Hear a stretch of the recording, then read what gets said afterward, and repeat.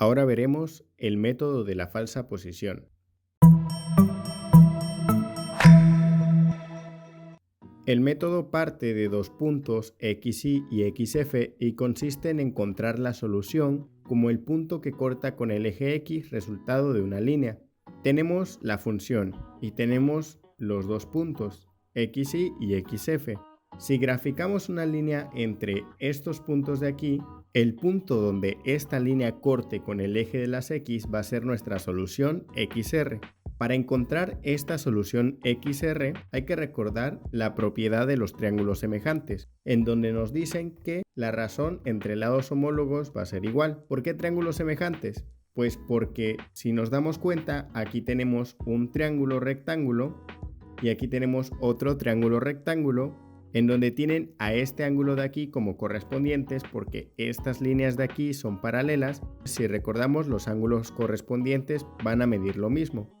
Si recordamos también, dos triángulos rectángulos con un mismo ángulo aparte del ángulo de 90 grados serán semejantes. Tenemos a este triángulo rectángulo rosa y las medidas de sus lados. Para este lado va a ser f de xf menos f de xy. Para este lado va a ser la medida de xf menos xy. Para este lado va a ser f de xf y para este lado va a ser xf menos xr. Y si llamamos a D como este lado y B como este lado y a C como este lado y a A como este lado y ocupamos esta propiedad de aquí y reemplazamos los valores, nos queda como xf menos xr dividido entre xf menos xy. Todo esto es igual a f de xf dividido entre f de xf menos f de xy. Despejando para xr, entonces tenemos a xr que es igual a xf menos f de xf multiplicado por xf menos xy. Todo esto dividido entre f de xf menos f de xy.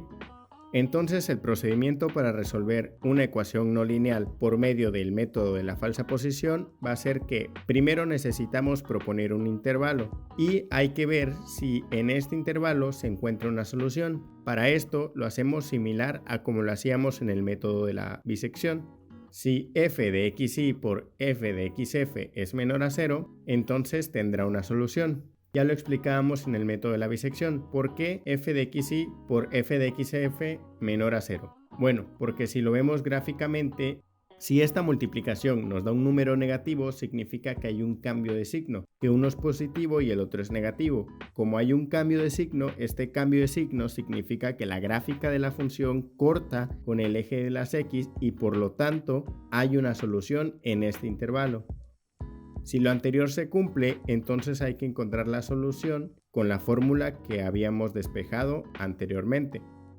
Para saber en qué lado se quedó la raíz, hay que ocupar este criterio, que si f de xy por f de xr es menor a 0, entonces xy y xr contiene a nuestra nueva solución.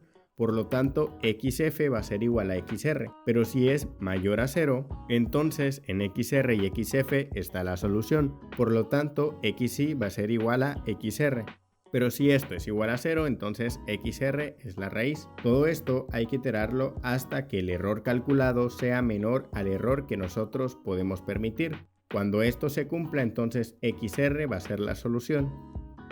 Si lo ponemos en un algoritmo general, primero necesitamos los datos que van a ser la función, el intervalo, el número de interacciones n, el error permisible r, y después hay que evaluar f de xy por f de xf menor a 0. Si se cumple, entonces hay una solución. Si no se cumple, hay que proponer otro intervalo.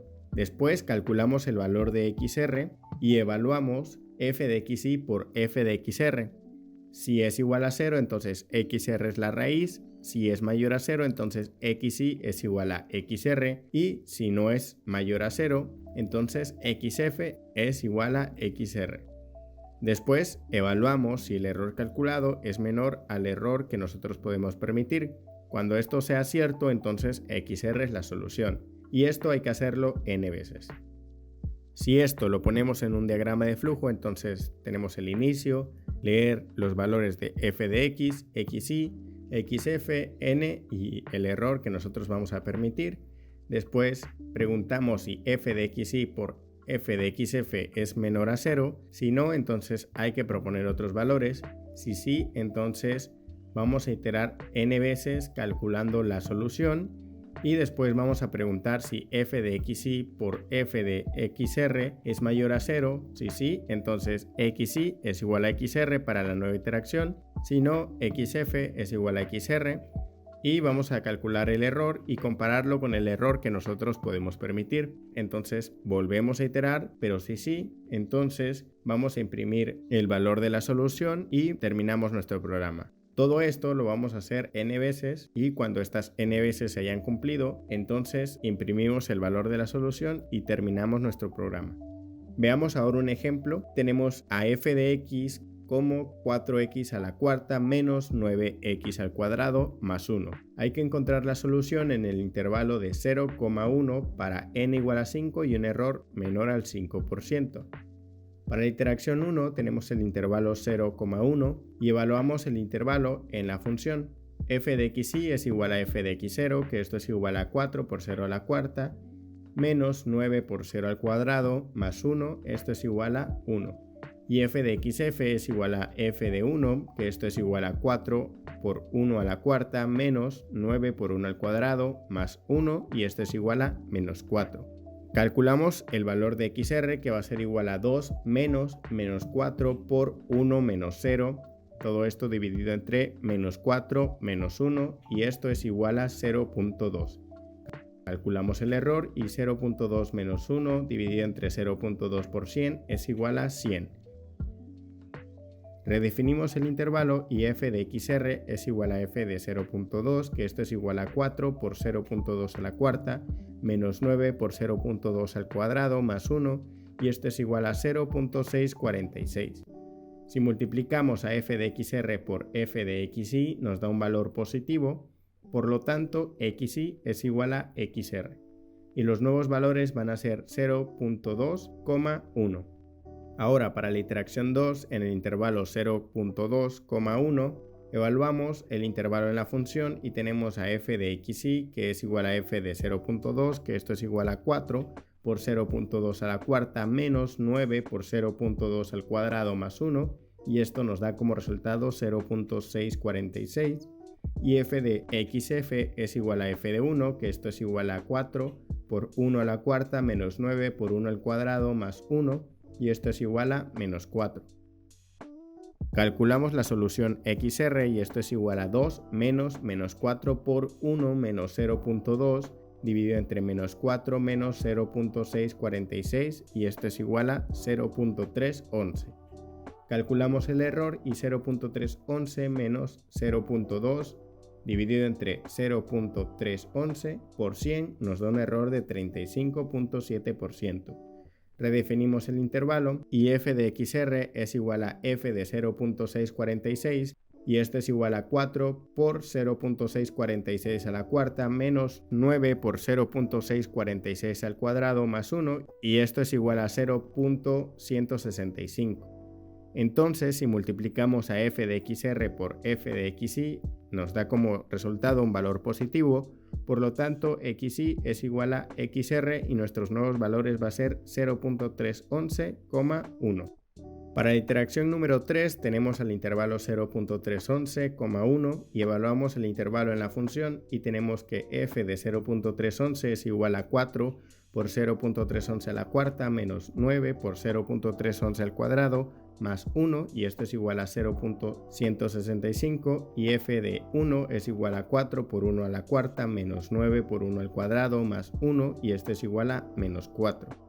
Calculamos xr y esto es igual a 2 menos 4 por 1 menos 0.311 dividido entre menos 4 menos 0.165, que esto es igual a 0.339. Calculamos el error, 0.339 menos 0.311 dividido entre 0.339 por 100 es igual a 8.076%. Entonces redefinimos el intervalo y f de 0.339 es igual a 4 por 0.339 a la cuarta menos 9 por 0.339 al cuadrado más 1 y esto es igual a 0.020. Si multiplicamos f de xr por f de xy, tenemos que nos da un valor positivo, entonces xy es igual a xr. Nuestros nuevos valores van a ser 0.339,1. Para la interacción número 4, en el intervalo 0.339,1, evaluamos el intervalo en la función y tenemos que f de xy es igual a f de 0.339, que esto es igual a 4 por 0.339 a la cuarta, menos 9 por 0.339 al cuadrado, más 1, y esto es igual a 0.020, y f de xf es igual a f de 1, que esto es igual a 4 por 1 a la cuarta, menos 9 por 1 al cuadrado, más 1, y esto es igual a menos 4. Calculamos la solución xr y tenemos a 2 menos 4 por 1 menos 0.339, todo esto dividido entre menos 4 menos 0.20 y nos da como resultado 0.342. Calculamos el error y 0.342 menos 0.339 dividido entre 0.342 multiplicado por 100 nos da como resultado 0.98. Como ya tenemos un error menor al 5%, tenemos un error de 0.98, nos detenemos aquí y dejamos de calcular.